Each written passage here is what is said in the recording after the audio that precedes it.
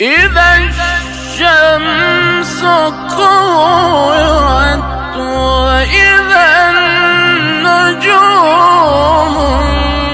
انكدرت وإذا الجبال سيرت وإذا العشار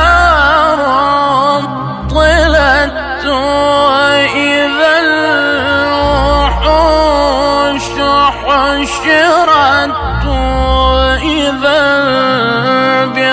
البحار سجرت وإذا النفوس